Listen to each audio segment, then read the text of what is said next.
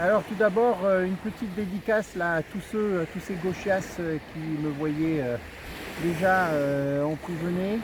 Une vidéo avec des grands horizons, la mer, comme contraste aux quatre murs qui limitent l'horizon d'une prison. Et puis spécialement à Balance ton antisémite là, qui me voyait déjà enfermé pour de nombreux mois. Et cette fois-ci, j'étais poursuivi pour violence en réunion à l'encontre des journalistes de l'équipe du quotidien du Petit Journal avec qui nous avons un lourd contentieux.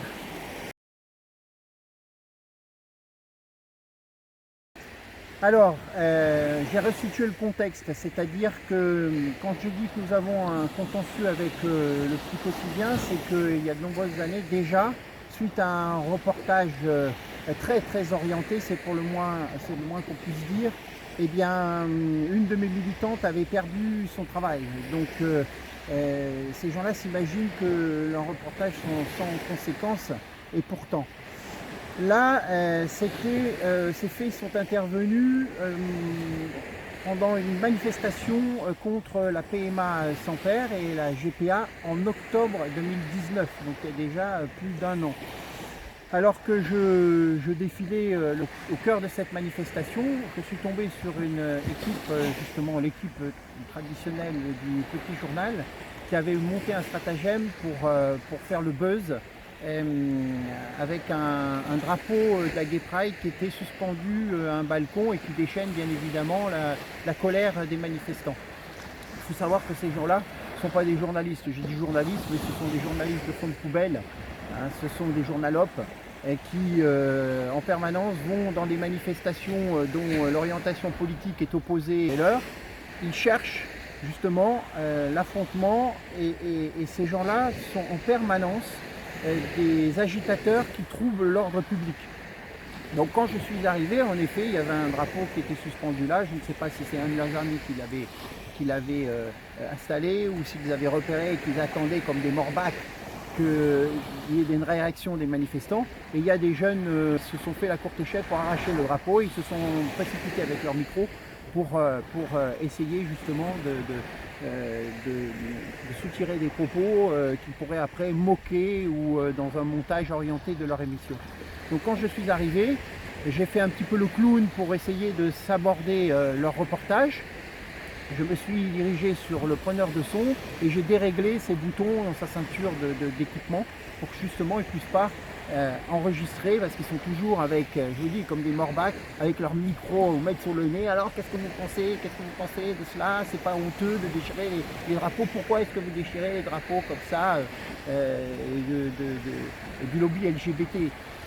Alors que je tournais les boutons pour dérégler le réglage du moteur en son, il m'a bousculé avec sa perche et son micro, donc je lui ai pris son micro et j'ai écrasé son micro, quoi. Voilà. Alors il y a eu un mouvement de foule, il y a le caméraman qui est tombé tout seul, qui a fait tomber sa caméra sur le sol et malencontreusement la caméra a été piétinée par la foule, je ne sais pas pourquoi.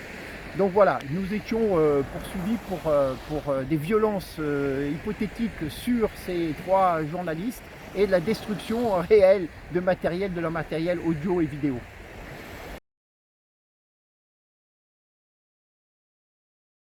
Oui, 48 heures en garde à vue. Hein. Donc bon, la garde à vue, c'est jamais très agréable, contrairement à ce que pensait le policier à qui j'avais affaire, là, le brigadier Coudray, qui m'a mis en garde à vue. Donc pour commencer, donc, on vous déleste de tout ce que vous avez sur vous. Votre argent, vos montres éventuelles, enfin montres et bijoux éventuels, et ensuite vous passez au fichage. Et là c'est assez marrant parce que alors que lors de ma dernière garde à vue, le policier avait indiqué que j'avais les cheveux châtains, là il a marqué sur sa fiche que j'avais les cheveux blancs. Donc vous voyez, j'ai l'impression que les années passent, les gardes à vue restent mais les années passent. Bon. Il y a une autre anecdote assez marrante de sa garde à vue, c'est que il y a un grand tableau d'indication des personnes dans les cellules. Et sur chaque tableau, vous avez le nom de la personne qui est en cellule, ce pourquoi il est là, et puis ensuite le montant de l'argent qu'il a sur lui. Je pense que c'est fait exprès pour qu'il n'y ait pas de vol par des agents éventuels de nettoyage ou quelques policiers ripoux.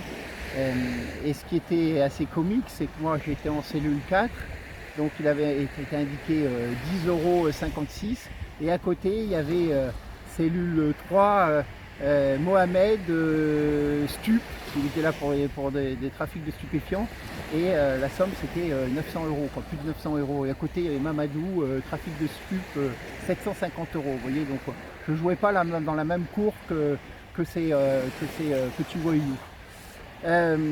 Donc la garde à vue, vous savez, hein, c'est pas un moment très agréable puisque le temps est long. Vous êtes enfermé dans un cul de basse-fosse, ça sent la pisse et la merde dans une saleté ambiante. Mais ce qui était original dans cette garde à vue, c'est qu'un policier est passé pour demander qui mangeait. Et quand il est arrivé devant moi, j'ai dit non, je ne ferai pas manger. Et il me demande mon nom. Et je lui dis bien fort Benedetti. Donc le policier fait le tour de toutes les cellules et il s'en va. Et là j'entends Benedetti. Je dis oui. Il me dit c'est Hervé. En fait j'ai eu la surprise d'avoir Hervé Rissen dans la cellule à côté de la mienne puisque nous étions impliqués ensemble dans cette affaire. Donc lui qui est à l'isolement à Fleury-Mérogis, on a pu passer ensemble côte à côte en parlant à travers la trappe qui permet dans la porte des cellules de passer la nourriture. Eh bien, nous avons pu discuter ensemble de beaucoup de choses dont je tairai les propos, quoi, voilà, enfin l'échange de propos.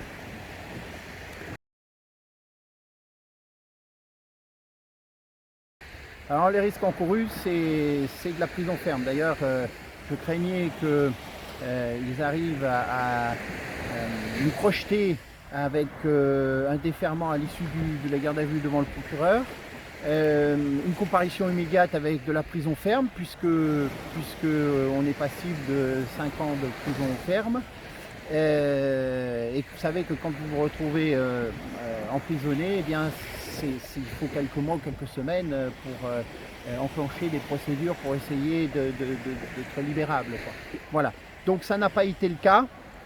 Nous sommes convoqués le 18 mai à 13h30 au tribunal de Paris, porte Clichy, pour ce procès contre le quotidien. Ça va être sport, donc je vous encourage à retenir la date et à venir nous soutenir, Hervé Rissen et moi-même.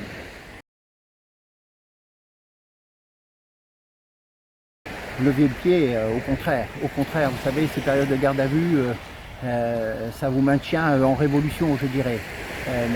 Que vaut un idéal si vous n'êtes pas prêt à sacrifier votre liberté?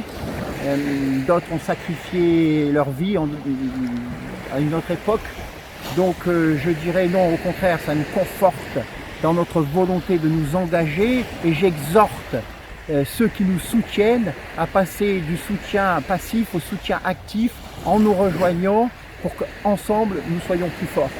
Donc ne restez pas de l'autre côté de votre ordinateur. Les réseaux sociaux c'est bien, regarder les vidéos c'est bien, en faire c'est très bien, dénoncer le mal c'est très bien, mais il faut agir, il faut s'inscrire dans le combat physiquement, même si nous avons à penser avant d'agir, mais ce sera le message de ce soir et je vous dirai en avant la victoire, maître chez nous.